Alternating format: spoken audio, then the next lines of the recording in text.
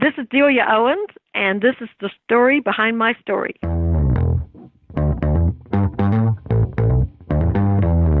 You're listening to the Author Stories Podcast, bringing you the story behind the stories and the storytellers. Margaret White, Terry Brooks, Sheena Kamal, Matthew Quick, JT Ellison, Walt D. Williams, Brad Thor, Corey, Dr. O, Brandon Sanders, Robin Mock, Ernest Klein, Jim Butcher, Sherwin Harris. Visit hankgarner.com for archives of all the shows. Today's guest is Delia Owens. Thanks for tuning into Author Stories. I'm your host, Hank Garner. You can find all of the archives of the show over at hankgarner.com. When you're there, click on the links in the right-hand sidebar to subscribe to the show. I'd like to thank some sponsors for making today's show possible. First off is George Weir with his book Gem of Sky, Book 1 of the Factions of Sky series. Jim is an orphan living in the floating city of Cirrus. As the dreaded Horn attack, Jim and his friends are scooped up in an adventure of a lifetime when the floating orphanage Janus is destroyed. Not only must Jim, Crowan, and a mech named Goat survive aboard a Horn capital ship, but they must find a way to save each other and all of Sky. In order to do so, Jim and his friends soon find themselves in the crosshairs of the two greatest fleets ever assembled, with a battle coming that may bring nightfall upon Earth forever. But there's a hope and a well-kept secret buried beneath a mountain far below in the land left devastated by the 200-year-old Holocaust. Gem of Sky, Book 1 of the Factions of Sky by George Weir. There's a link to it in the show notes. And thanks to Patricia Gilliam for sponsoring the show. Her book, Out of the Gray, which is the first book in the Honaria series. You really want to pick this up. Aliens, Politics, and Murder. Only the first one is new. This is such a fantastic series, and you can get in on the beginning of the series right now with Book 1, Out of the Gray. The Honaria series is one of my favorite series from one of my favorite writers. You're really going to love what Patricia's doing. Thank you to Patricia for sponsoring the show. Also, at the end of the show, we're going to have an audiobook clip from Richard Gleaves, the Jason Crane series. Well, thanks for joining me again for the Author Stories Podcast, where I bring you the story behind the stories and the storytellers. Today, I'm really excited to have my guest, Delia Owens, on the show with me today. She has a fantastic new novel called Where The Crawdads Sing, and not only that, she has a fascinating story that I'm excited to dig into. She has written a number of nonfiction books, traveled the world, and done some really exciting things. Welcome to the show, Delia. Thank you. Thank you so much for having me. I really appreciate it. Oh, I'm excited to talk to you. You have one of the best stories that I have read in quite a while in Where the Crawdads Sing. But not only that, your personal story looks, there's just so much I want to ask you. So, I can't wait to dig into it. But before we get into all that, we begin each show with the same question. And that question is, what is your first memory of wanting to be a writer or storyteller? Okay, I know the answer to that exactly. Awesome. I was a real outdoor girl growing up, and to me, the whole idea of reading was something you did when it rained. And then in the 6th grade, they had a contest. All of us had, all over the town, there was a contest in each grammar school for each of us to write a little essay about the Civil War. And I won the essay, and I just thought at that moment, okay, I'm going to be a writer. Oh, that's so cool. 6th grade. 6th grade. So then I thought from then on I was sure, of course it meant nothing, but to me it was a sign that I could be a writer. Oh, yeah. We've done over 450 of these author interviews, and there's so many stories like yours where it only took one little piece of encouragement, maybe just one assignment in school to just unlock. It's like it was always there. You just needed someone to point it out, or an assignment to let you pull that out of your backpack and do it. That's so cool. From then on, after the 6th grade, was writing something that you pursued? Was it, or is it just this thing in the back of your mind? Okay, one day I'm going to do this. It sort of left my mind at that point. As I said, I was a real outdoors girl, and I don't think I really thought about it much after that. And then later in life, when I started getting very interested in wildlife and studied wildlife in school, and was determined to go to Africa and study Africa, and I'm sure we're going to get into that. But more when I started experiencing being close to elephants, being close to lions, that's when I felt like, oh, this is how I want to spend my life, is writing about these things, about nature. Right. What was the initial draw to want to go to Africa? Was it just because you were this outdoors girl, and it's just kind of Africa's kind of the ultimate, is where it all began, where all this exotic stuff takes place, where these exotic animals live? Was that the draw of wanting to go to Africa? That was more or less it, yes. I studied zoology, and I was very interested in animal behavior. I wanted to observe wildlife in a place that was so wild that the animals behaved the way they always had.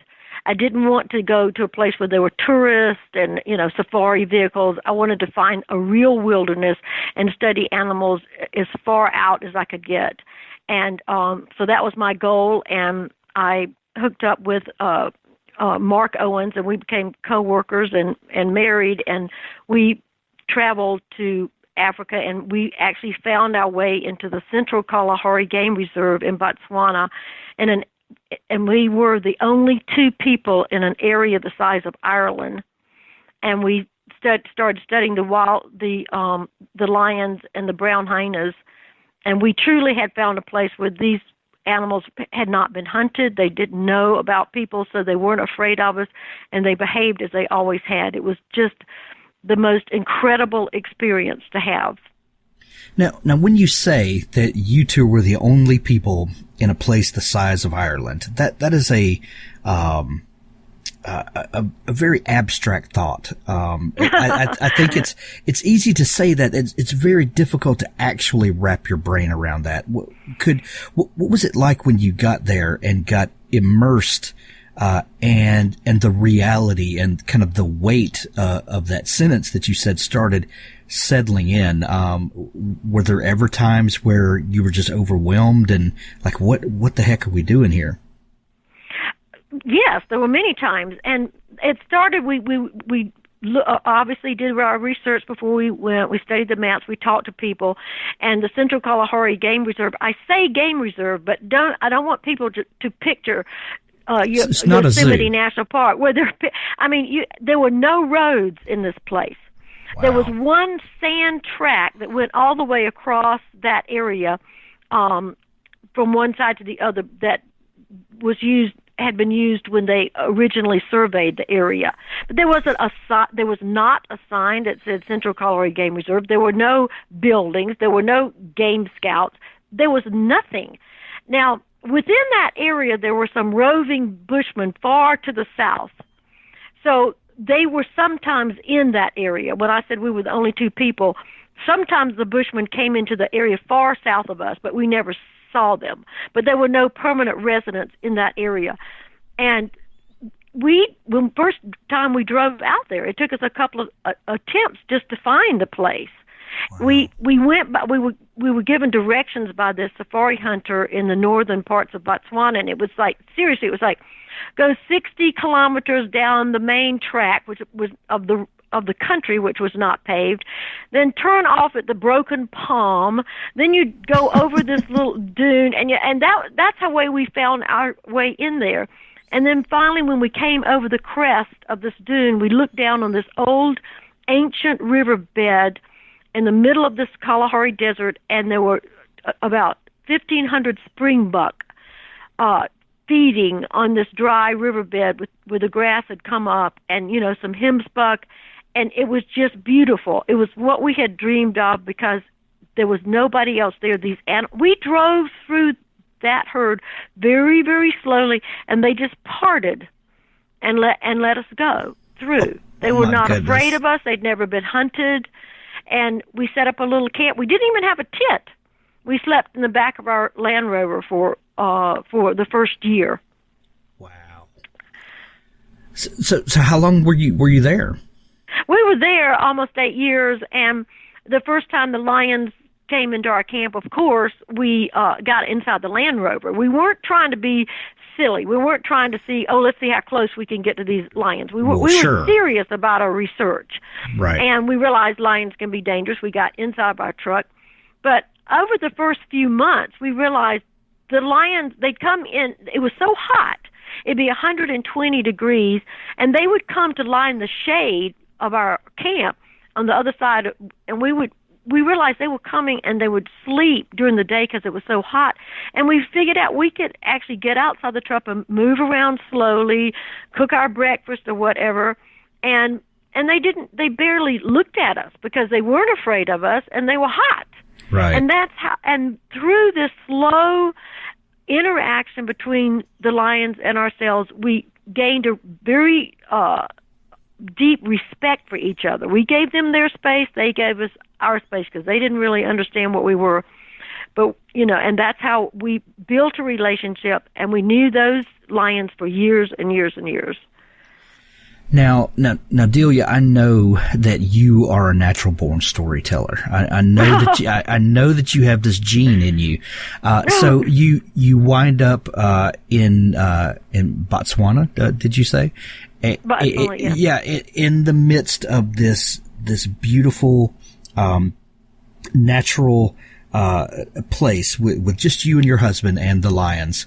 And when does that storytelling aspect of yourself start bubbling up? Because you wrote 3 nonfiction books about your experiences there. At what point did it start coming to you, okay, this is a story I need to share? Very soon. I mean, I realized very quickly that this was unusual.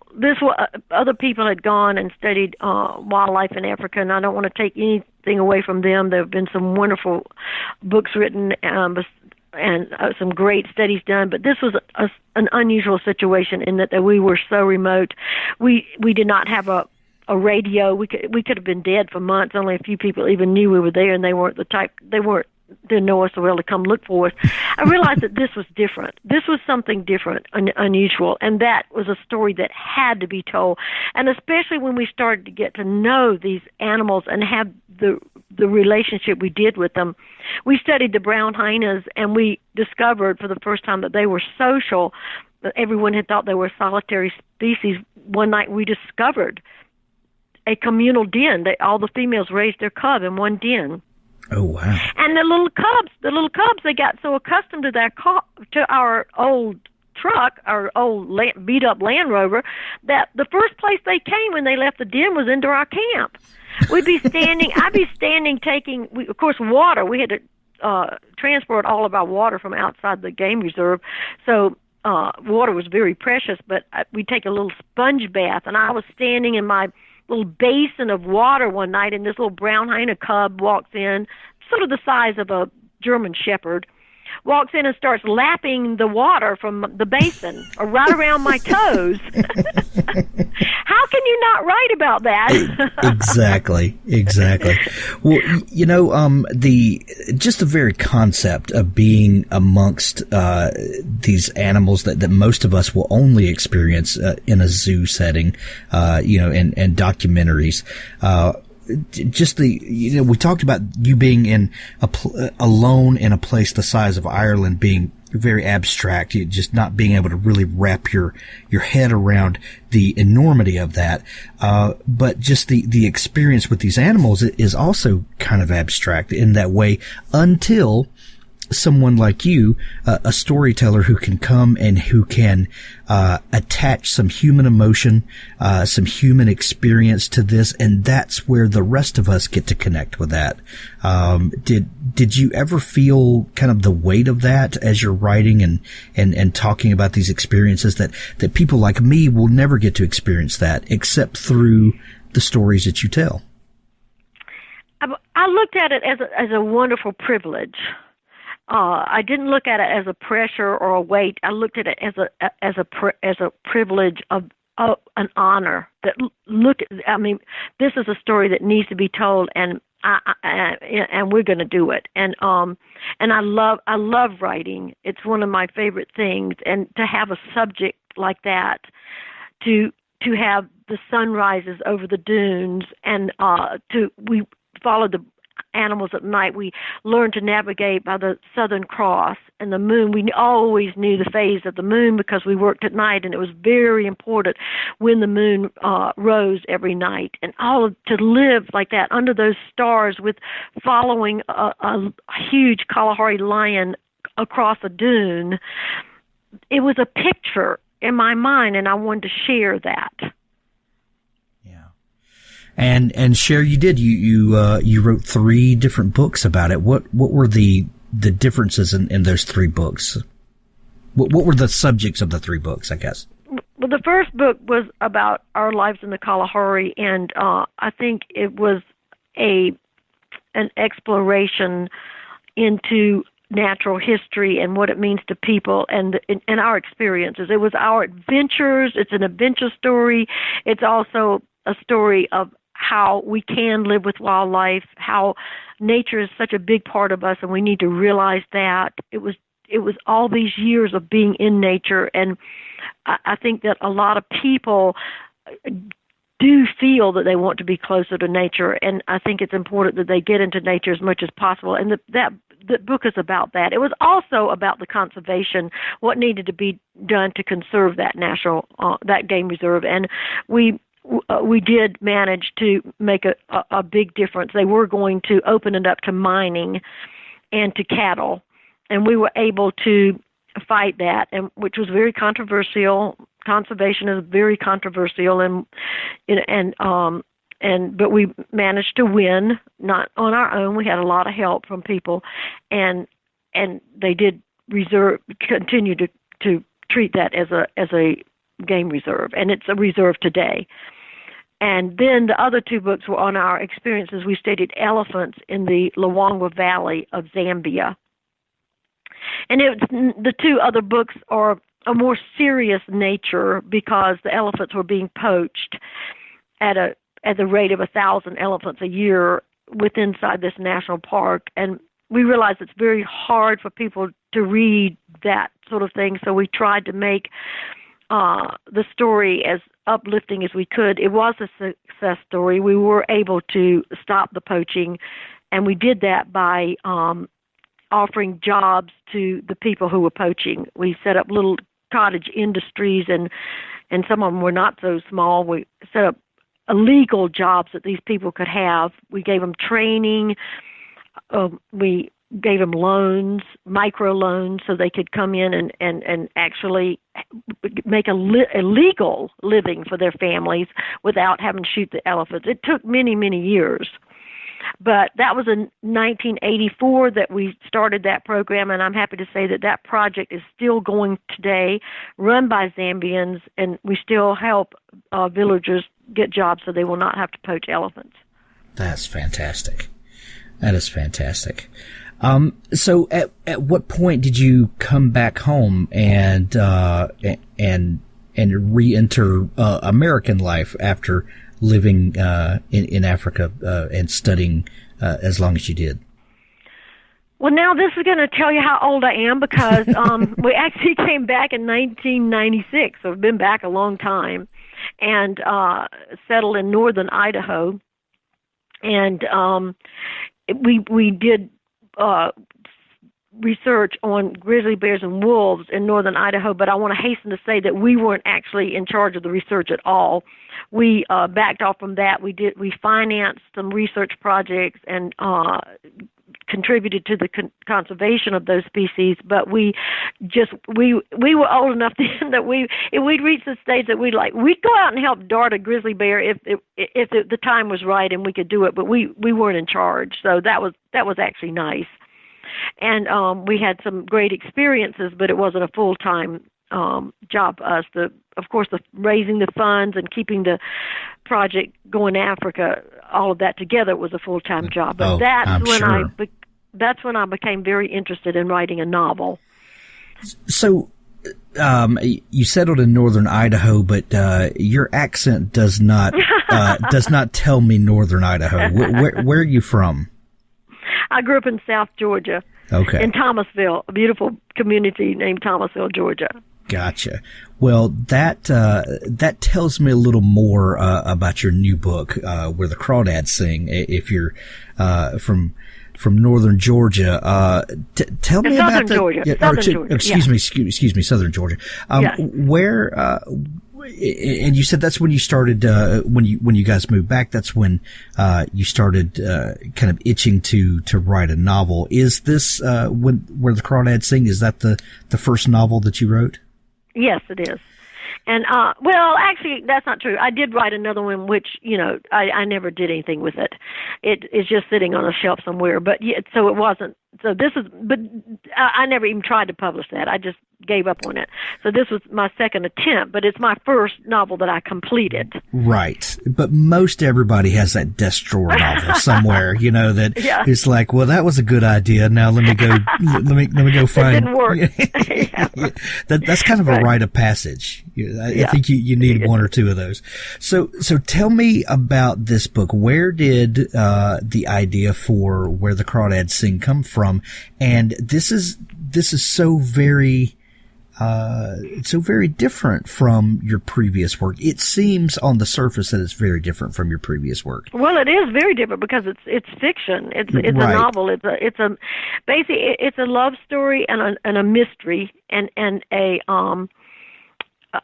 courtroom drama. But more than that, it's an exploration into the core of human nature.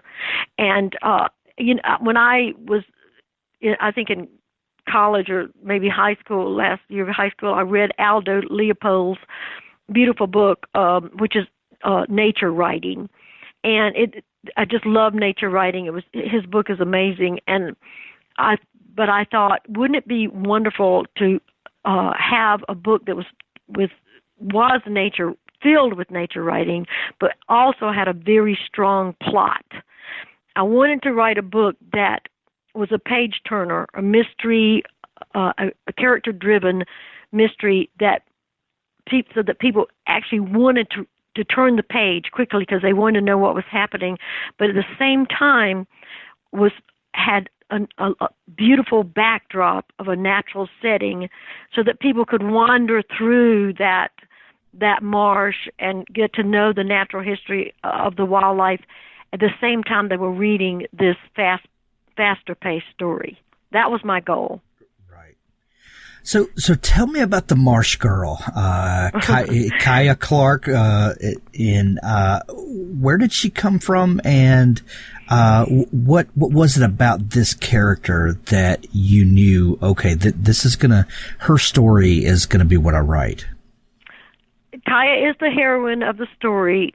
And what I wanted to do was, because I lived so many years in isolation, I began to realize how isolation can affect a person. Female in our species has a very strong genetic propensity to form groups, to be around other people, especially in other primates and other mammals, grouping of females, like the female. The troop of baboons and the pride of lions, they're made up only of females, not the males. And the males come and go from one group to the next for mating. And so I missed having a female group, and I wanted to write a novel that would explore how isolation would affect a young girl growing up. She grows up mostly alone. She's abandoned by her family by the time she's 10 years old. And I wanted to make that very realistic. She has enough skills by the time people leave her. She's in the shack. She knows how to fish. She knows how to build a fire in the cook stove and in the wood stove. So she can survive, but she grows up in an isolated setting. And this story is about how isolation affects her behavior.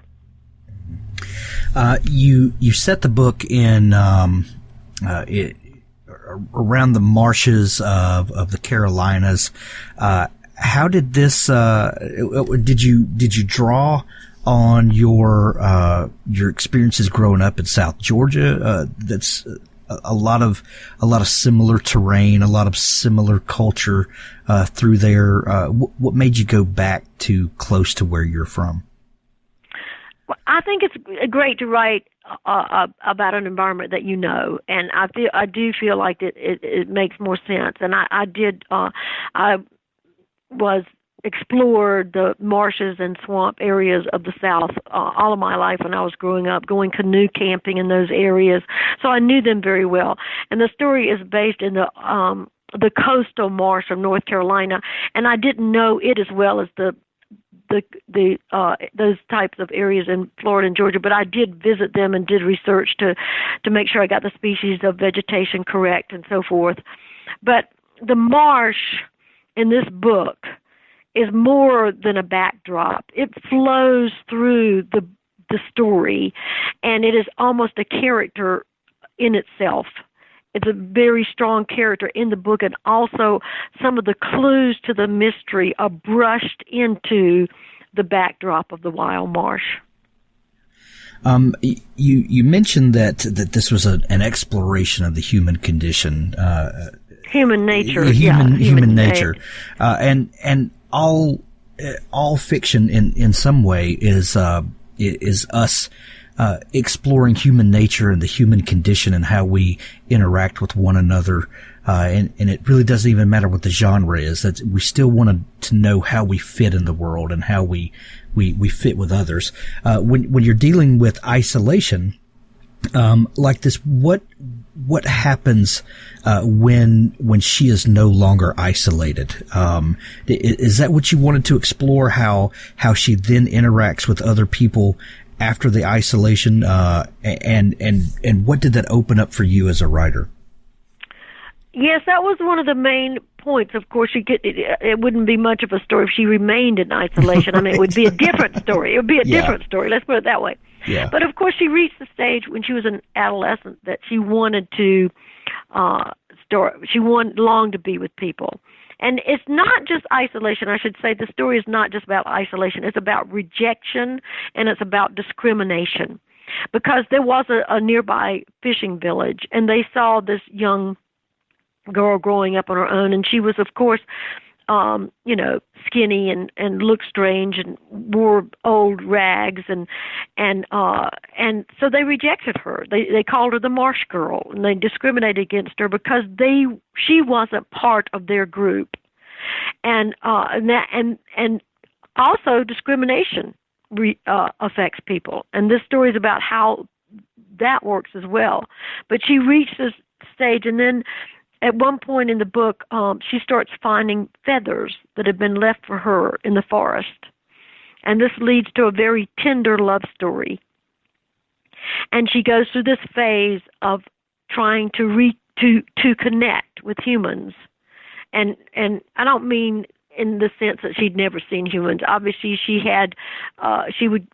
reached the point that she could collect mussels and sell them for a bit of money, so she would go to the little market now and then. So she had the village people, she sort of knew some of the characters, and they did interact only a little bit, but they never accepted her. And so the tender love story develops into a situation where you have another young man who comes in, and then things start to really boil over. And I can't say too much more. Right. This is obviously a very different book from your previous work with your nonfiction book, but I detect a lot of threads in here that might have come from your experience. You even alluded to it, how you missed the group interaction with other women, and how much of your own personal experiences come out in this book, other than just the feeling of isolation? Because I'm detecting a lot of your personal experiences coming out in this, just shaded with a different setting and different situations. Yes, it really is, in a sense, my life, except for the mystery, because I did live out in the, I wasn't ever abandoned, but I did live in the wilderness most of my life. And even where I live today, I see people once a week. And so I have lived that life. So yes, nature is my best friend, and I spend more time with nature than any person, and so I am in a way Kaya.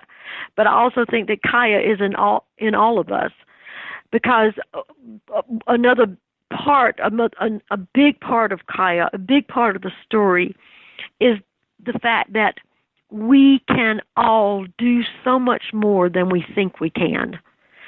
So many people think they have a limit to what they can do, but when you find yourself in a situation, and people find this all the time, that they have some big problem in their life, or something comes along they think they can't handle, we can all do so much more than we think. And this is the story of Kaya. Kaya has to do so much for herself, and she does it. She pulls it off. She is a little champion. She is not just this isolated little girl. She's witty. She's gritty. She gets it done. And I'm so proud of her. And I think she becomes a person that people can cheer on. And I think that she is part of all of us. Yeah, for sure. The New York Times said that Where the Crawdads Sing is a painfully beautiful first novel that is at once a murder mystery, a coming-of-age narrative, and a celebration of nature.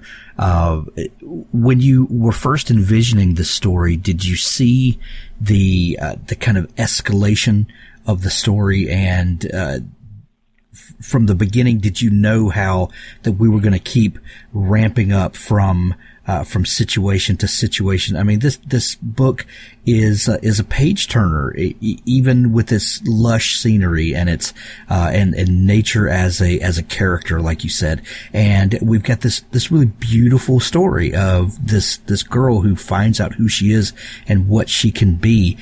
Yet the tension escalates and escalates and escalates through this book. Did you see that from the beginning, or did it grow in the telling? I saw it from the beginning. Actually, I saw the ending first. I do the same thing. I thought of the ending, and I wanted to build up toward that ending. And in the last 20 or 30 pages of the book, I've had several people tell me they felt every emotion, almost every emotion they've ever felt in life, in that, because a lot happens in the end. And I that's where I started, and then I built the story that could produce that ending, and it and the mystery itself. Of course, I'm not giving too much any more away than the jacket for the book, but of course, Kaya becomes involved in that, and so there's this tension.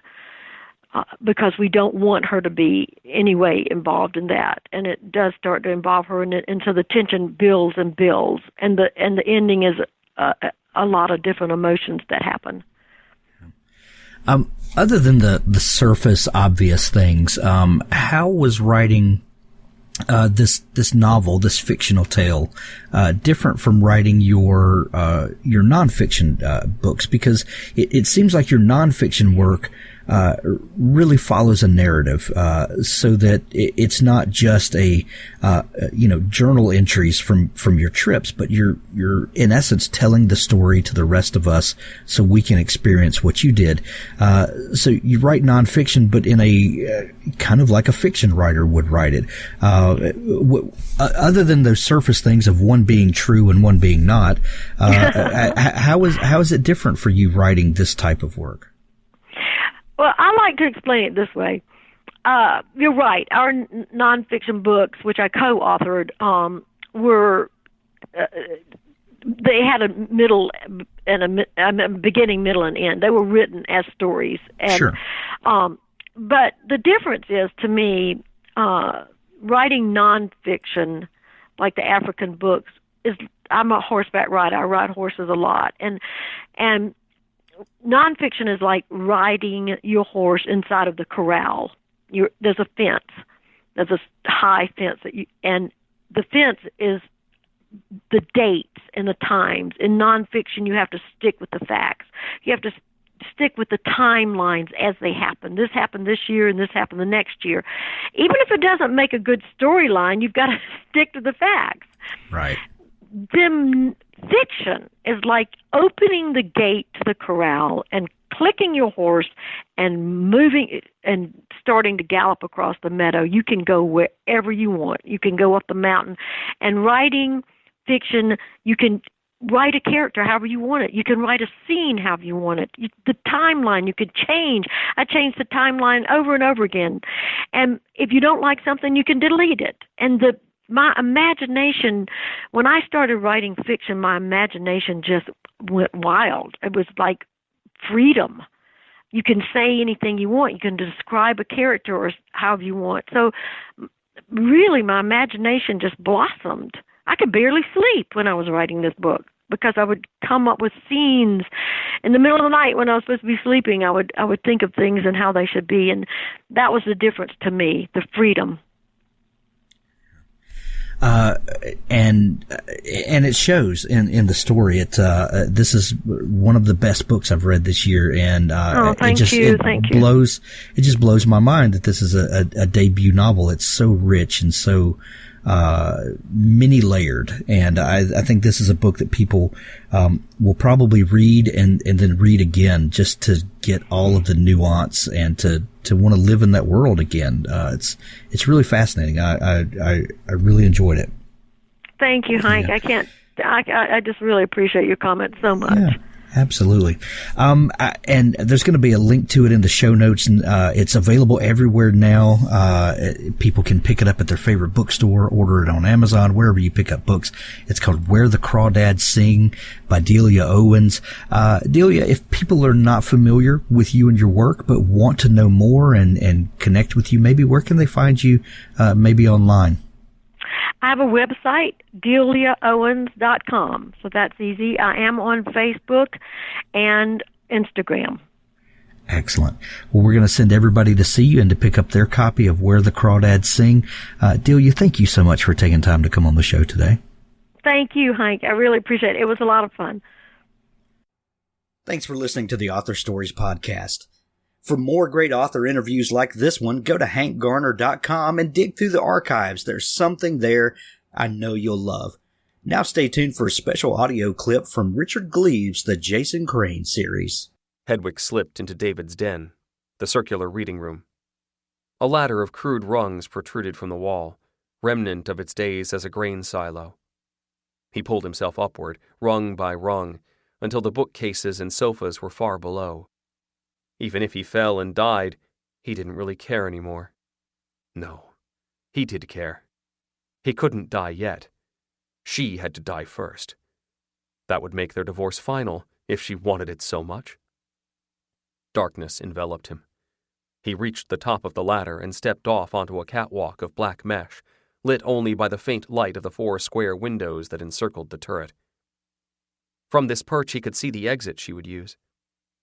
He felt like an assassin, like Lee Harvey Oswald in the window of the Texas schoolbook depository.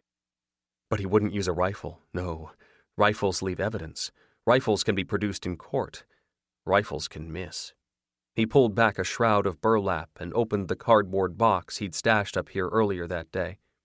He reached into it and withdrew the only murder weapon, the only magic bullet a Van Brunt could ever need. The gold lantern flashed in the moonlight. He held it up to the window. 1 if by land, 2 if by sea, he thought, and then it's time for a midnight ride. But it won't be Paul Revere. No, not Paul Revere at all. He found the oyster knife at last. He lay his cupped palm sideways over the vent. Don't get blood on your Armani. And stabbed the blade into his palm. The blood came hot. He dripped it into the lantern, where the skull of the horseman waited to sip it like nectar. The reliquary glowed, and an incantation in Old Dutch appeared, shining from within the metal. It was time. Hedwig bent and whispered into the vents. Rise, headless, and ride. The letters vanished, and a cold white light burst from the thing. The skull wasn't just a skull anymore. It had gestated. Capillaries clung to it the way fine hair clings to the crown of a newborn. A thick, carotid artery moved with snake-like undulation, drinking blood from the pool at the base, pulling it upwards to circulate through scarlet vessels, through twisting coils, slurping the liquid greedily, the way little Zeph used to slurp strawberry Nesquik through a crazy straw. The blood pulsed and pushed into the nose, into the eyes, into the hollow cavity within the skull. But was it hollow still? Hedwig didn't think so. He felt a mind growing there, something with a will to challenge his own. He fixed his gaze to the twin caverns of its eye sockets, speaking slowly and deliberately. Jessica Bridge. The death's head grin broadened somehow, and a thread of black and green liquid, shiny as a horsefly's wings, trickled from the gap of a missing eye tooth. Only Jessica Bridge. Do you understand? He shook the lantern. Do you understand? The face lurched forward and struck the glass, leaving a red splash there. It wobbled and settled, smiling and nodding. Jessica Bridge, hissed the face. Yes. Hedwig raised the lantern a little. Jessica Bridge. The red face tipped backwards and the jaw cracked wide. Hedwig recoiled. Something pink and wet writhed inside that mouth. The nub of a new tongue, salivating as if it could taste the name. Jessica Bridge. Jessica Bridge. Jessica Bridge. Jessica Bridge.